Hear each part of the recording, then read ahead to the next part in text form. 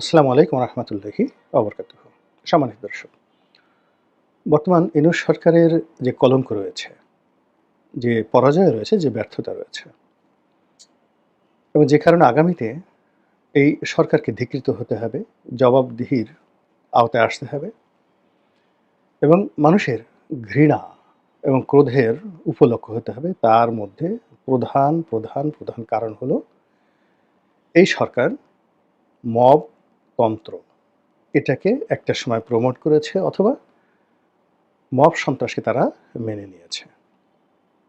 দ্বিতীয়ত, তারা হয় উৎসাহ দিয়েছে অথবা তারা এটাকে মোকাবেলা করার জন্য তারা তাদের যে শক্তি, সামর্থ্য, জ্ঞান, প্রজ্ঞা, মেধা এগুলো ব্যবহার করেনি।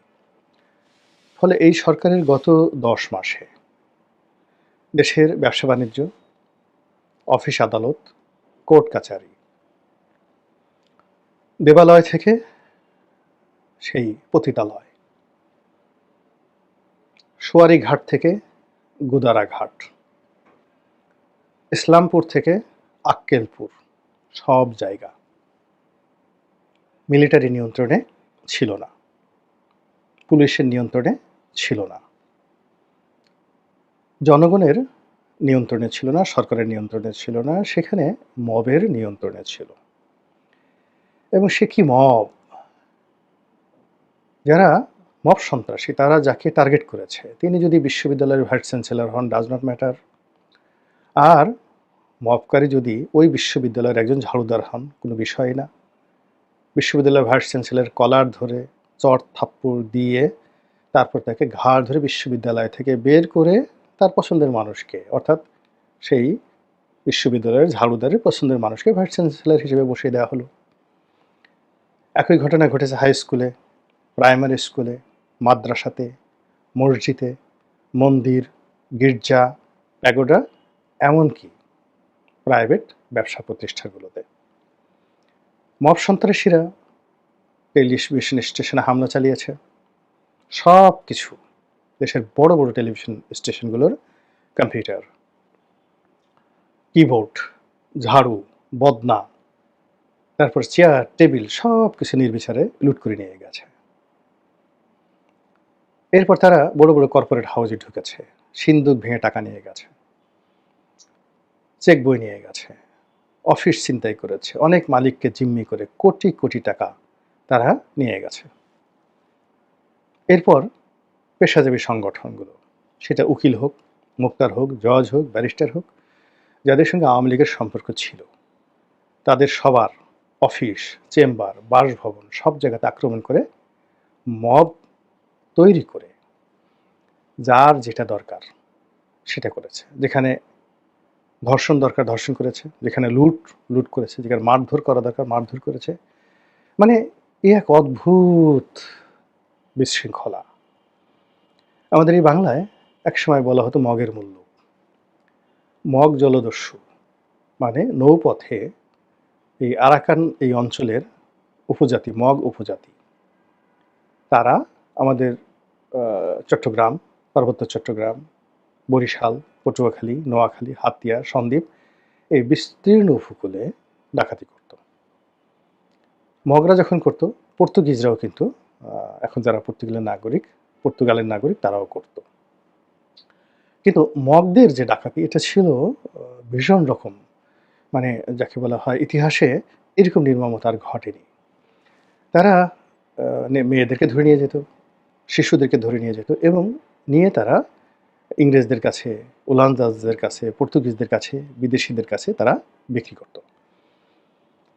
ফলে তাদেরকে নিয়ে যে কবিতা রচনা হয়েছে, ছেলে ঘুমালো, পাড়া জোয়ারলো, বর্গি এলো দেশে, বুলবুলিতে ধান খেয়েছে, খাজনা দেব কিসে। এই যে বর্গি, সেই বর্গি জমানার যে সন্ত্রাস, সেই সন্ত্রাস তো বহু আগে, প্রায় ১০০ বছর ধরে চলেছে। এবং সেই সন্ত্রাস থেকে যিনি আমাদেরকে রক্ষা করেছেন তিনি হলেন নবাব শায়েস্তা খান এবং তার সুযোগ্য পুত্র বুজুর্গ উমেদ খান। তারা এই মগদেরকে তাড়িয়ে এই সন্ত্রাস দূর করে চট্টগ্রামকে আমাদের এনে দিয়েছেন এবং এখনো পর্যন্ত সেই, মানে যাকে বলা হয় চট্টগ্রামকে নিয়ে আমার সোনার বাংলা, আমি তোমায় ভালোবাসি গান গেয়ে আমরা আমাদের স্বাধীনতা উদযাপন করছি। কিন্তু সেই বাংলায়, শায়েস্তা খানের বাংলায়, সেই মীর জুমলার বাংলায়, সেই বুজুর্গ উমায়েত খানের বাংলায় হঠাৎ করে আবার এই কোন মগ আসলো? এ কোন মব সন্ত্রাস শুরু হলো? এরা তো আগের যে সন্ত্রাস, তাদের কোনো কিছুই তারা অনুসরণ করছে না। আপনারা জানেন যে আন্ডারওয়ার্ল্ড, অন্ধকার যে জগৎ, সেখানেও কিছু নিয়ম আছে।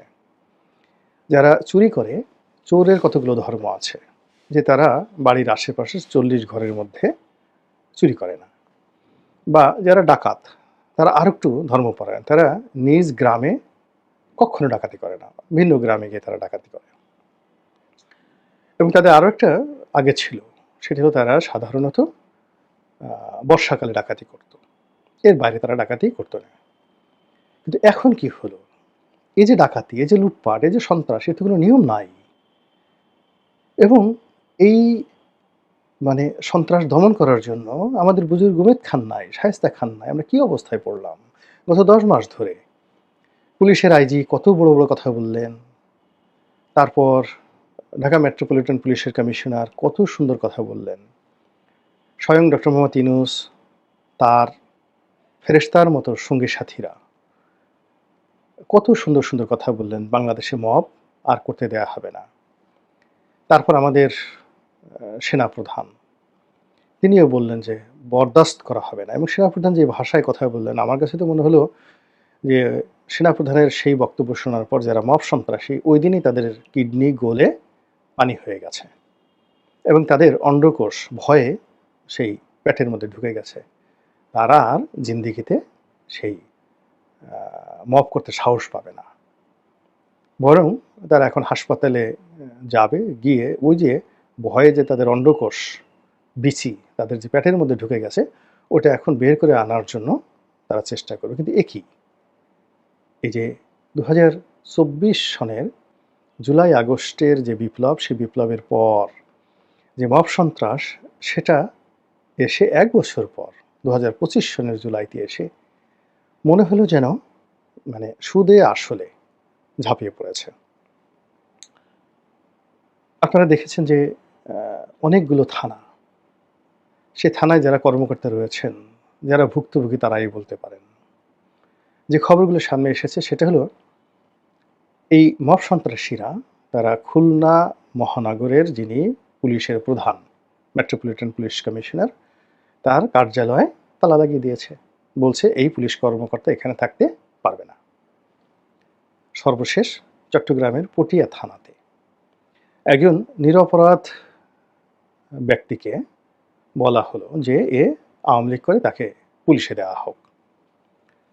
পুলিশ যখন তাকে রাখতে চাইল না, তখন মবকারীরা সেখানে পুলিশের সাথে লেগে গেল, সংঘর্ষ হলো এবং মবের যারা অধিকর্তা, মবের যারা ত্রাণকর্তা এবং মবের যারা কমান্ডার ইন চিফ এবং মবের যারা প্যাট্রন এবং মব রেজিমেন্ট যারা পরিচালনা করেন, সে সকল মানে মবকে যদি আপনি একটা আর্মির সঙ্গে তুলনা করেন, তাহলে সেখানে ক্যাপ্টেন আছে, লেফটেন্যান্ট মানে সেকেন্ড লেফটেন্যান্ট আছে, ক্যাপ্টেন আছে, মেজর আছে, লেফটেন্যান্ট কর্নেল আছে, তারপরে কর্নেল আছে, ব্রিগেডিয়ার আছে, মেজর জেনারেল আছে রেজিমেন্ট অনুযায়ী, তারপরে লেফটেন্যান্ট জেনারেল আছে, জেনারেল আছে, তারপরে কমান্ডার ইন চিফ আছে, ফিল্ড মার্শালও হয়তো আছে।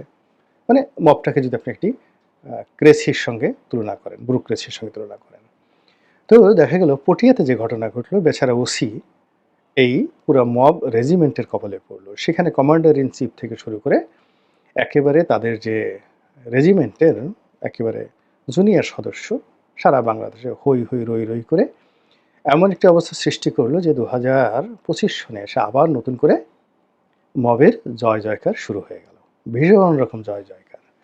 এবং এই জয় জয়কার আগের জয় জয়কারের চেয়ে একটু ব্যতিক্রম ধর্মী।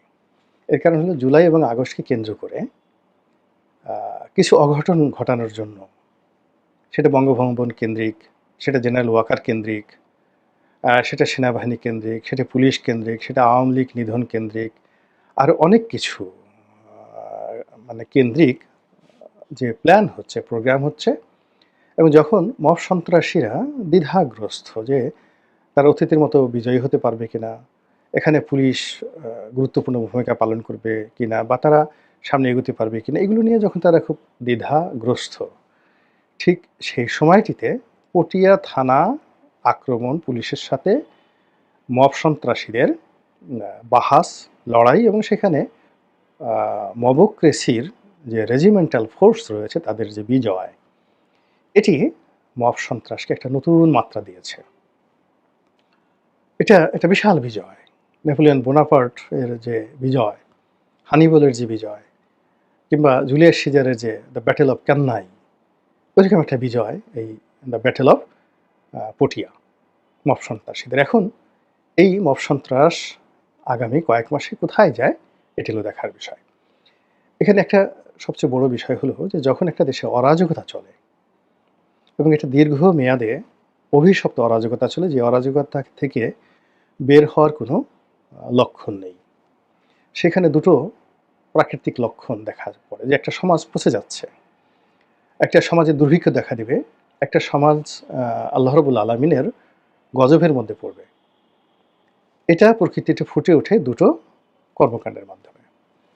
এক নম্বর হলো ছোট ছোট চুরি বেড়ে যাবে, ডিম চুরি, আলু চুরি, পটল চুরি, মানে ছিচকে চোর, এদের সংখ্যা মারাত্মকভাবে বেড়ে যাবে। এখন বাংলাদেশের গ্রাম অঞ্চলে গিয়ে খুঁজে দেখেন যে কি পরিমাণ চুরিচামারি বেড়ে গেছে। এটি একটা সমাজে যে একটা বড় পতন, সেটা দুর্ভিক্ষ হতে পারে, জনযুদ্ধ হতে পারে, আরও কিছু হতে পারে, তার একটা লক্ষণ চুরিচামারি বাড়বে। আর দ্বিতীয় হলো যে একটি রাষ্ট্র ব্যর্থ হয়ে যাবে, একটা রাষ্ট্র ব্যর্থ হয়ে যাবে, এবং রাষ্ট্র যারা পরিচালনা করে তাদের উপর একেবারে আল্লাহর গজব নাজিল হয়ে যাবে। যখন রাষ্ট্র সেই দেশের নারীদেরকে ধর্ষণ থেকে রক্ষা করতে না পারে, যে রাষ্ট্রে মানে প্রকাশ্যে ধর্ষণ হয়, ধর্ষণের কোনো বিচার হয় না, যে রাষ্ট্রে ধর্ষণ খুব উল্লাস করার বিষয় হয়, সেই রাষ্ট্রের যারা কর্তা ব্যক্তি তাদের উপর গজব নাজিল হবে হবে হবে। আপনাদের মনে আছে যে জাহাঙ্গীরনগর বিশ্ববিদ্যালয়ে ধর্ষণের সেঞ্চুরি হওয়ার কারণে আওয়ামী লীগের উপর কি গজব নাজিল হয়েছিল? আপনাদের মনে আছে যে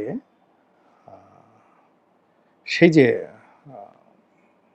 বিএনপি যখন ক্ষমতা এলো 2001 সনে, তখন রাতারাতি সারা বাংলাদেশে কি পরিমাণ ধর্ষণটা বেড়ে গিয়েছিল, সংখ্যালঘু নির্যাতন থেকে শুরু করে ধর্ষণ, এবং তার পরিণতিতে 2006 সনে বিএনপিকে কি পরিমাণ দুর্ভোগ এবং দুর্দশা পোহাতে হয়েছিল, যার দায় এখনো বিএনপিকে বহন করতে হচ্ছে।